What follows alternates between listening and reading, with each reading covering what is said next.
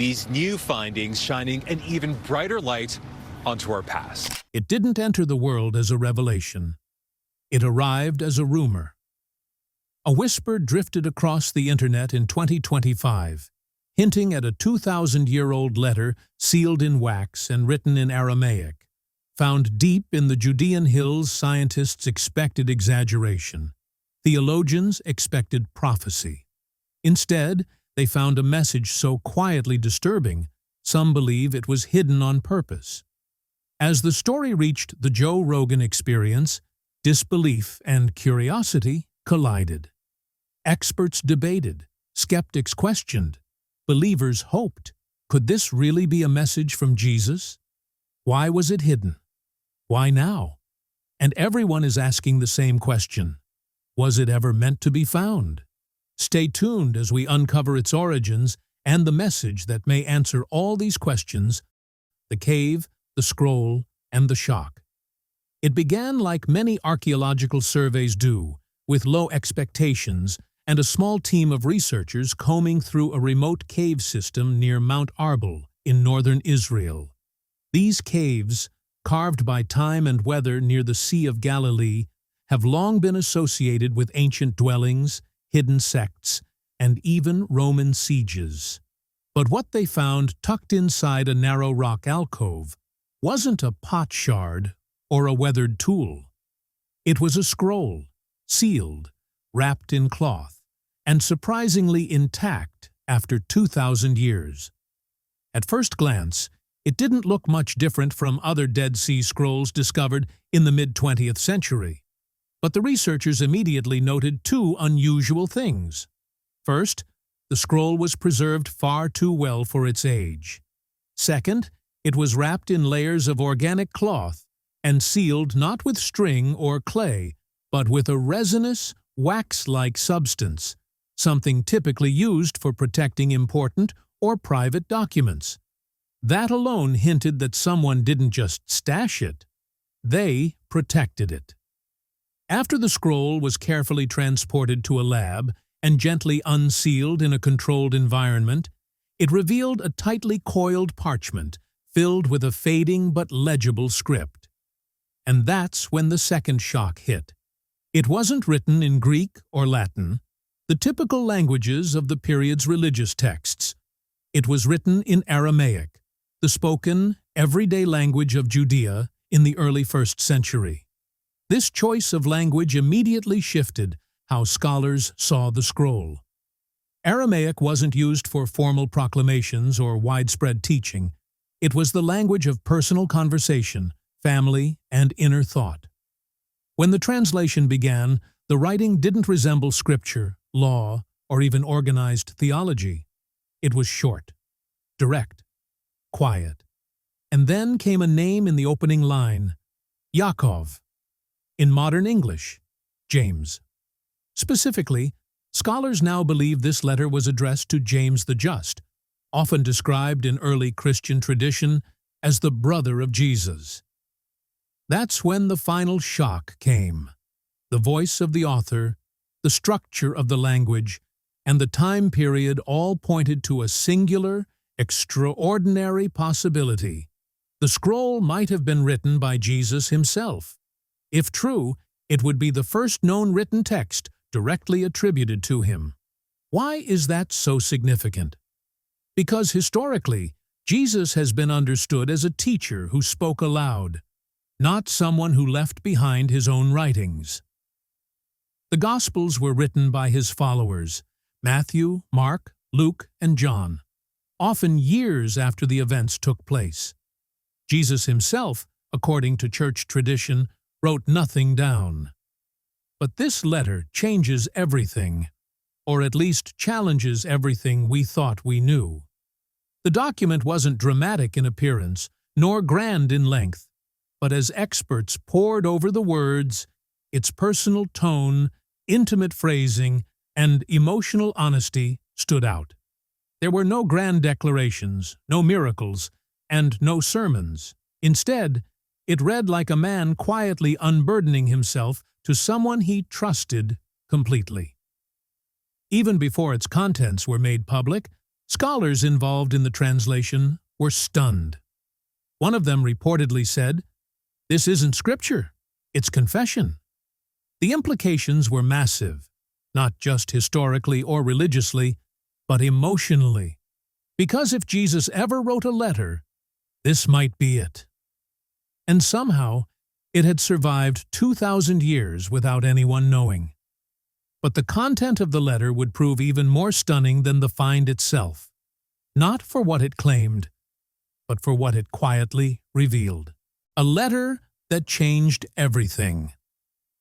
When scholars began translating the scroll, they had no idea what they were about to uncover. What emerged wasn't a theological argument or a passionate call to action. It wasn't a sermon, a parable, or a prophecy. It turned out to be something much more personal and far more unsettling.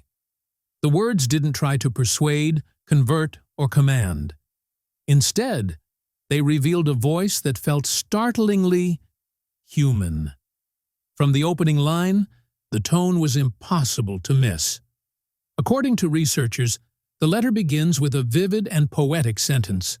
"Let what is loud grow still, and let what is seen be known for what it hides." It doesn't sound like a leader addressing followers. It sounds like a man preparing to say goodbye, quietly, privately, without any need for attention. This isn't the Jesus we're used to hearing. The Bible shows him as a man of movement and certainty, performing miracles, speaking passionately to crowds, challenging religious systems, and defying empires. But none of that appears here. There are no miracles described, no hints of crucifixion, no predictions of resurrection. Instead, we find something wholly unexpected. Jesus weighed down by the heaviness of his own truth. The language is bare, emotionally honest. He writes to James not as a teacher addressing a disciple, but as a brother speaking to his own brother. He doesn't urge James to preach or to continue any mission. He simply seems to want James to understand him. One of the lines already quoted most often reads, "The truth must be carried, and not all hands are made for its weight." There is no ego in that no divine authority delivering warnings, only a quiet sorrow that the truth he carried might be too heavy for others to bear. Another haunting line says, "They see only the fire, but not the hand that lit it. They repeat my words, but do not wait to hear them." It reflects a deep fear of being misunderstood, a worry that his teachings would eventually be spoken without being felt, or worse, turned into something harmful. There are no hidden threats against Rome, no bitterness toward religious leaders. This isn't a political letter. It isn't even religious in any traditional sense. It reads more like a farewell. James is addressed not only as my brother, but as my brother in soul and blood. Such closeness is rare in ancient spiritual texts, and it shifts how we see Jesus, not as a distant figure of authority, but as someone reaching outward, almost anxiously, to share the last pieces of who he is. Perhaps the most striking theme throughout the letter is the idea that truth isn't something to preach, it is something to embody. There are no rules, no rituals, no doctrinal commands. Instead, the tone suggests Jesus believed the essence of faith isn't found in what one proclaims, but in how one quietly lives what they believe. Even his idea of forgiveness takes on a completely different shape here. It isn't tied to sin or guilt, but to confusion and longing. One passage reads, "Forgive those who use my name too quickly. They are not thieves, they are hungry." That simple, gentle line might be one of the most deeply compassionate statements ever linked to him. This wasn't a message designed for crowds. It wasn't written for the masses who followed him across hills and villages. It was something else, something smaller, something sacred. And that is what truly changes everything. Because for the first time, We may not be seeing Jesus the teacher or Jesus the Savior. We might be hearing Jesus the human being, hidden on purpose or just forgotten. The discovery of the scroll raised questions far beyond its authorship. While scholars argued over whether Jesus himself penned the letter, an even more unsettling question lingered beneath the debate. Why was this letter hidden, and hidden with such intent? This wasn't the way ancient texts were usually stored. According to the archaeological team, the scroll wasn't found in a common chamber with other writings. It had been wrapped in layers of cloth, sealed with resin or wax, and tucked deep into a narrow crevice inside a remote cave wall near Mount Arbel. This wasn't careful storage.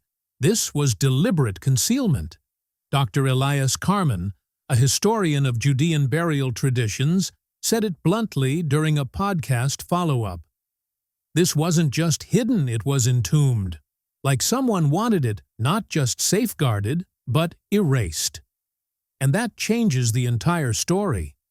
This wasn't a document lost in a fire or scattered during an invasion. It was put away intentionally. Which leads to the question no one can avoid. What could make someone hide a letter like this? Some scholars believe the letter was too personal, something never meant to be seen by anyone except James.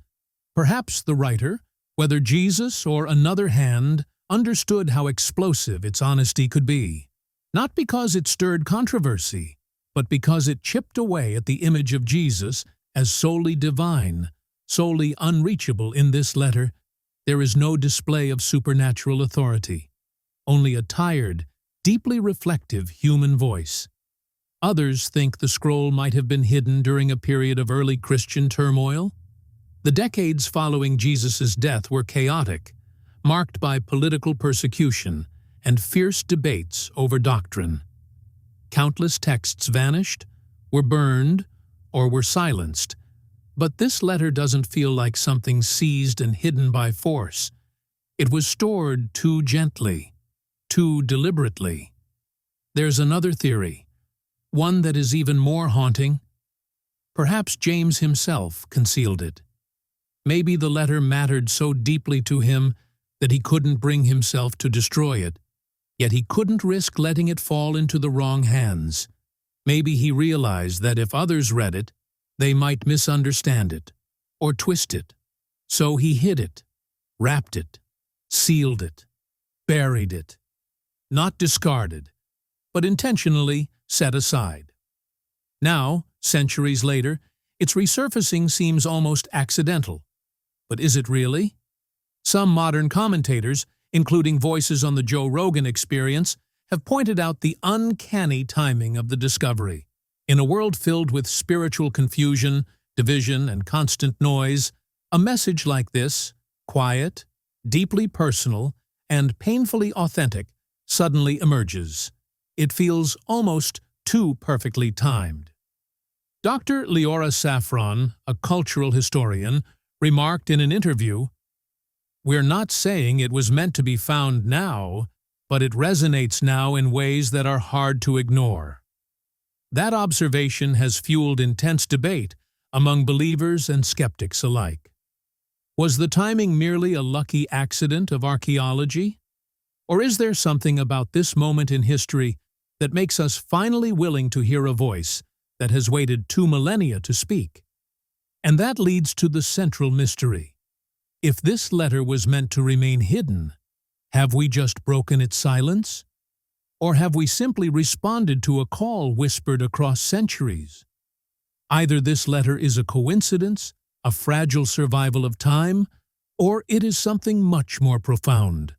A message not forgotten, but preserved. For us, Joe Rogan's reaction and why it mattered. It started like any other episode of the Joe Rogan Experience. 2 people, a long-form conversation, and a curious host willing to follow the facts wherever they led. But then the guest, a scholar of early Christianity, said something that stopped Rogan mid-thought. There's evidence of a letter written by Jesus to his brother James. Joe blinked, leaned in. Wait! Jesus wrote a letter?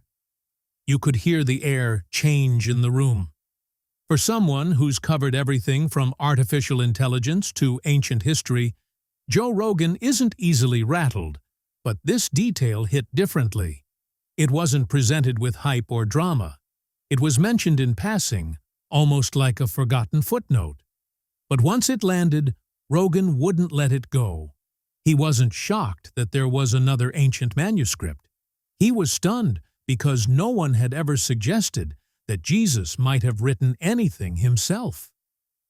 For millions of people raised on the idea that Jesus was an oral teacher, a man whose words were preserved only by others, the possibility that he left something handwritten, something personal, felt like rewriting the rules. Joe's reaction wasn't one of outrage. It was curious, respectful, even a little awestruck. He kept circling back. How is this not a bigger deal? How has this never come up? The guest explained the technical details. The scroll found in a cave near Mount Arbel, sealed in wax, written in Aramaic, dated to roughly 30 to 50 AD. But it wasn't the historical context that captured Rogan's imagination. It was the implication, "We've got thousands of pages written about Jesus," Joe said, "but this could be something from Jesus." And that's when the conversation shifted. It wasn't about doctrine anymore. It wasn't about religion. It was about the human instinct to connect with truth, and how much more intimate that truth becomes when the voice behind it feels real. What resonated with Rogan, and later with millions of listeners, wasn't just the discovery. It was the tone of the letter. The fact that it didn't preach, predict, or instruct. Instead, it reflected. It ached. And it felt, as Rogan put it, kind of like reading someone's journal. He compared it to opening a sealed notebook someone meant to keep private. "You're not reading a doctrine," he said. "You're reading a moment." A voice not amplified through churches or politics, but whispered through time, untouched for 2,000 years. The conversation soon turned to other ancient texts, the Gospel of Thomas, the Gospel of Mary, writings that were discovered centuries later, but excluded from the official canon. Joe didn't claim conspiracy. He didn't suggest cover-ups, but he did ask, with real weight in his voice, what else got lost? And that's where Rogan did what he does best. He made the mystery feel accessible. This wasn't just a find for scholars in dusty archives. This was something that could shake up your understanding of history, identity, and even belief. Without sensationalism, he offered something more powerful: permission to wonder. Because at the end of the episode, Joe didn't draw a conclusion. He asked a question. If Jesus did write just one thing, what do you think he'd want to say? And maybe that's why this moment mattered so much. Not because a podcast gave the story attention, but because, for once, millions of people stopped, leaned in, and really listened. However, a single question from Joe Rogan, simple, honest, and unscripted, did exactly that. What it means and why it feels so haunting. If the letter is truly authentic, it doesn't just disrupt long-held historical beliefs. It reshapes the entire way we understand one of the most defining figures in all of human history. And it manages to do that not through dramatic declarations or bold predictions, but through quietness, restraint, and a kind of emotional rawness that catches you off guard. What makes this scroll so haunting isn't its age or rarity. It's the voice behind it. This isn't Jesus the preacher on the hillside or the healer surrounded by crowds. This is Jesus the private sibling, the man thinking deeply, wrestling inwardly, reaching out. There's no mention of the crucifixion, no sweeping statement about resurrection, no urgent commands or foretelling of judgment. Instead, the letter carries a slow, heavy awareness of what's coming, and a gentle wish that someone close might truly understand him. One of the most memorable lines, according to those working on the translation, says, "The light will seem to leave you, but it is not gone. It waits, patient, beyond the turning." It doesn't read like a formal teaching. It sounds like something whispered to someone loved in a moment of fear. It hints not at theological perfection, but emotional honesty, a way of saying, "It's going to hurt. Stay steady." And that is why this scroll doesn't only stir questions about who wrote it, it stirs questions about why it was written. Why was this the one message put into words? Why was it sealed, hidden, and then seemingly forgotten? Some scholars believe the letter may have been written in Jesus' final days, after he realized his arrest was coming, but before he was brought into the public eye. A quiet pause between crises, a breath before everything fell apart. Others think it may have been written even earlier, during a period when he felt his teachings were being twisted, misread, or pulled in directions he never wanted. Whatever the moment, the emotional weight is unmistakable. Unlike the Gospels, this message doesn't attempt to persuade, it doesn't debate. It simply considers. It exhales. It shows Jesus not as a flawless divine figure, but as a person who felt the strain of being misunderstood. A person who knew that after he was gone, his words would no longer belong to him, but to the world's interpretations. One line from the letter rises above everything else. "Forgive those who use my name too quickly. They are not thieves, they are hungry." That single sentence has already echoed across forums, study groups, and countless podcasts since the discovery went public, because it shifts everything. It suggests people may misuse his name, not out of deception, but out of longing. That kind of insight, gentle, patient, deeply human, feels like something written for a fractured and frantic modern world. And maybe that is the most haunting part. Not the words themselves, but the timing of their return. A voice from 2 millennia ago, kept quiet for ages, suddenly surfacing at a moment when the world is drowning in noise and certainty. What if the message wasn't meant for theologians or doubters, but for this moment in history?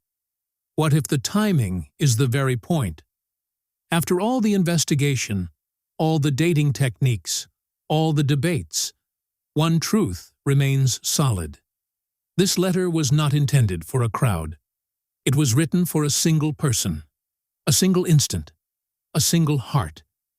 And yet, somehow, it's here now, calling across centuries, asking us to pause, listen, and wonder.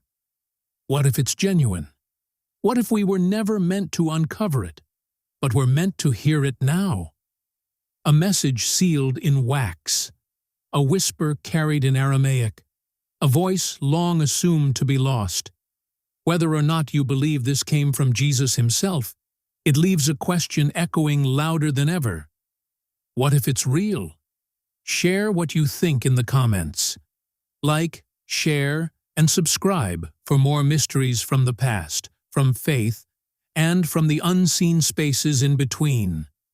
And if you want more stories like this, the ones hidden in silence until the moment we need them, tap the next video. Sometimes, the past doesn't speak right away. It waits.